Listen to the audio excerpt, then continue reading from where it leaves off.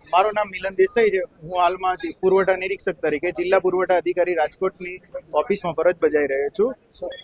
હાલમાં રાજકોટની વિવિધ હોટલો ખાતે જ્યારે ફાસ્ટ ફૂડની સ્ટોલ ખાતે જ્યાં આગળ કોમર્શિયલ બોટલનો અથવા ઘરેલું બોટલ હોય તો ઘરેલું બોટલનો યુઝ નહીં થઈ રહ્યો કોમર્શિયલના બદલે એનું સઘન ચેકિંગ હાથ ધરવા માનનીય કલેક્ટર સાહેબ અને માનનીય જિલ્લા પુરવઠા અધિકારી સાહેબ દ્વારા સૂચના આપવામાં આવી છે, જે અંતર્ગત જુદા જુદા સ્થળો ખાતે આજમાં ચેકિંગ હાથ ધરવામાં આવ્યું.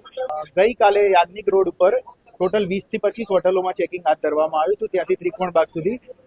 એમાં અંતર્ગત એક સર્વેશ્વર ચોકમાં દીપ સેન્ડવિચ ખાતે એક ઘરેલું બોટલ મળી આવી હતી, તેનું સીઝ કરીને જપ્તી લેવામાં આવી છે અને આજે રેસકોર્સ રોડ ઉપર ચેકિંગ હાથ ધરવામાં આવ્યું. એમાં એવો નિયમ છે કે કોઈ બી વ્યક્તિ અથવા કોઈ બી સ્થળ ઉપર જ્યાં પેસોનું સર્ટિફાઈ ના હોય ત્યાં 100 kg સુધીની જ બોટલો રાખી શકે, એટલે 7 થી 8 વધુ 7 બોટલ રાખી શકતા હોય, 6 થી 7 વધુ બોટલ જો રાખવામાં આવે તો એની જપ્તી લેવામાં આવે છે. મામલતદાર શ્રીની હાજરીમાં એ કાર્યવાહી કરવામાં આવતી હોય છે. હવે ધીરે ધીરે ફેસ મેનરમાં જેમ સર માર્ગદર્શન આપતા જશે કે જે એરિયા નક્કી કરતા જાય એ મુજબ ચેકિંગ હાથ ધરવામાં આવતું હોય છે.